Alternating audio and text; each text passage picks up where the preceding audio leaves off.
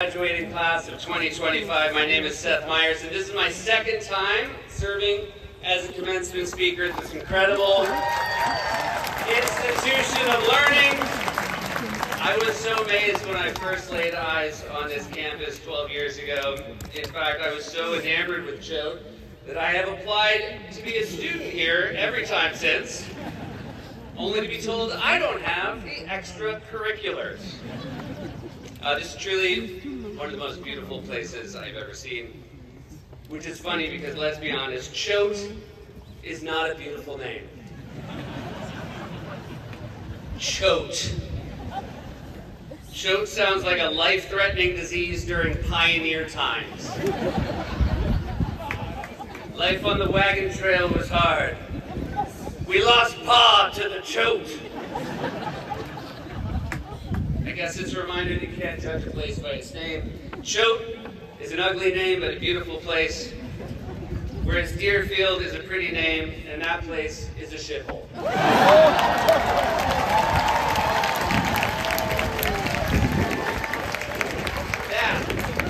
That, my friends, is an example of pandering.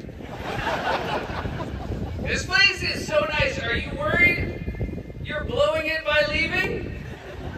I mean, did anyone consider taking a dive on a final just to get to do one more year at this place? This place is like White Lotus without the murders.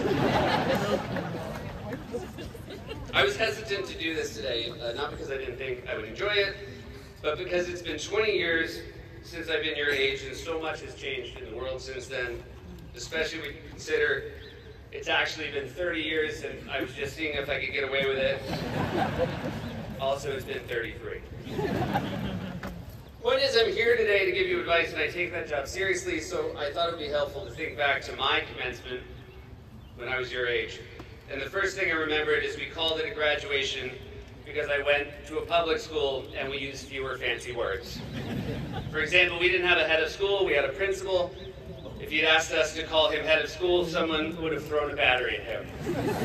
Not only did my school not have trustees, there was barely anyone there you could trust. I don't want to be too hard on my high school education, it couldn't have been that bad. I mean, I have done well enough to give the commencement at Choate, not once, but twice. So I reflected back on my senior graduation, sixth form. I get it, it's an old British tradition, but like, what did we even fight the Revolutionary War for? I apologize to bring that up, Dr. Curtis. No, it's a sore subject. The main difference between today and the last time I did this was that I, myself, am a parent now. I have 3 beautiful children. My boys, Ash and Axel, and my beautiful daughter, Choate. I know. I regret it. I'm sure your parents are so proud of you today, while also being in a state of disbelief at how fast you have all grown up. Today is an emotional day for them. My oldest is in 3rd grade, and this week there was a school event where the 4th graders read poems about how they were about to enter middle school. And guys, I cried, and they weren't my kids, and the poems were terrible. So while today is about your accomplishments, I would like to acknowledge, everything the parents here did today to get you to this moment. Can we please give the parents a round of applause?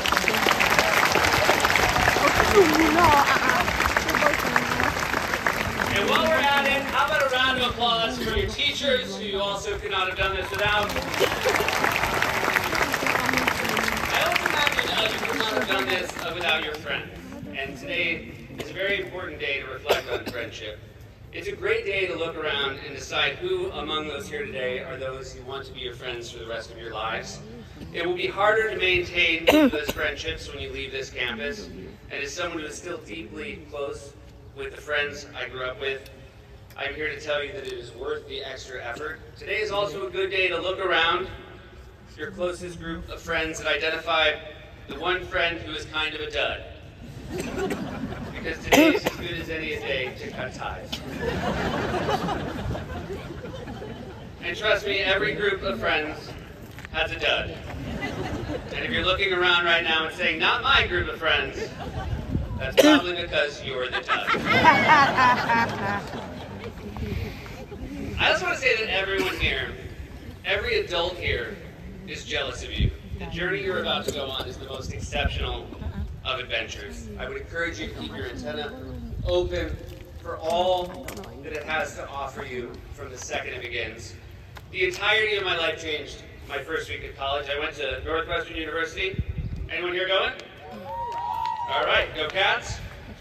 The entirety of my life changed the first week of college. I went to Northwestern, and the campus improv troupe performed during New Student Week, and when I saw them perform, I thought, I never wanted to do anything more than I wanted to do that. So I auditioned, I didn't get cast. I auditioned the next 2 years, I didn't get cast.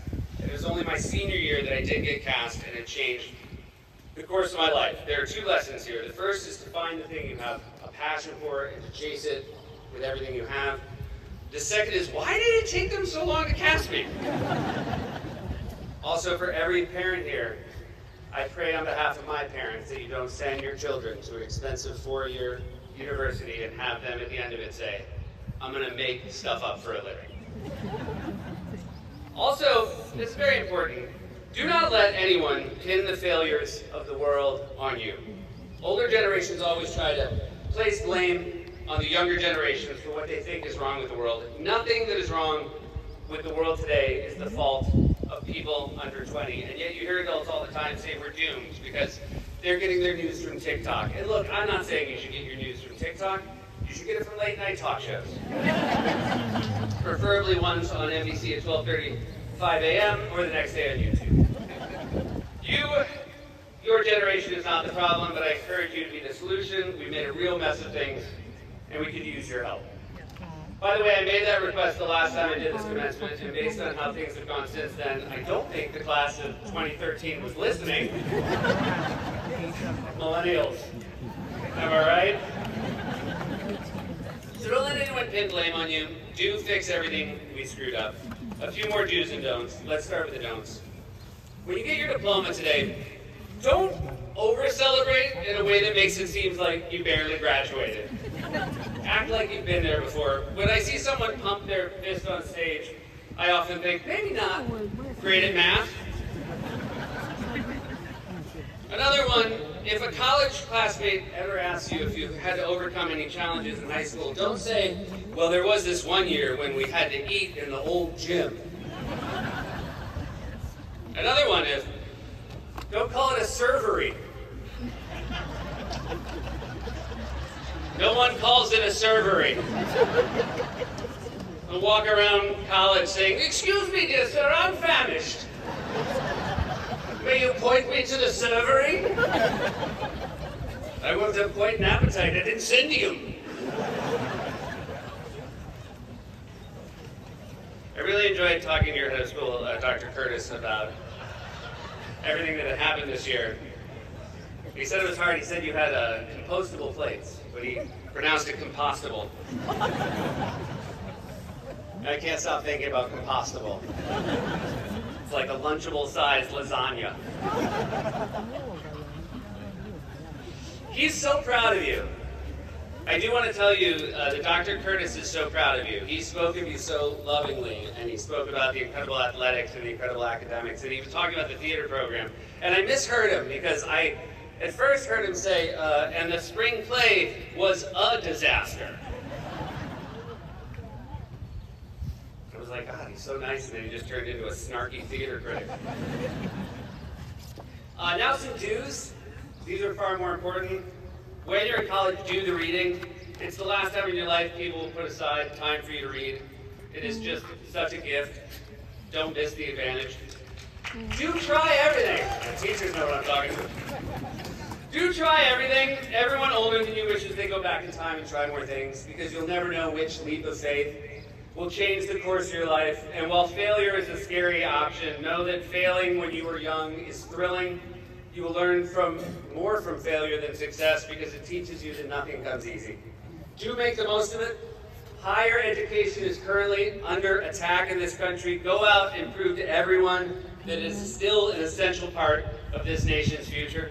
Show the value. Do be empathetic and kind. I think it's the one thing we will always, as humans, be able to do better than computers, better than AI. Having empathy isn't the easiest thing in the world, but it makes it a bigger and better place to live in. A quick don't for the parents. I should have mentioned this earlier. If you're not at all sad and actually super excited your kid's about to go to college, keep that to yourself. Don't be loudly telling your friends, I can't wait to turn the bedroom into a pottery studio. And so, I really do picture great things for you. I really hope that I get texted that selfie of Jeremiah and I. And I would just like to say, in closing, it is really a truly special journey you're about to embark on, and it was really special to be here today to spend it with you. Thank you so much.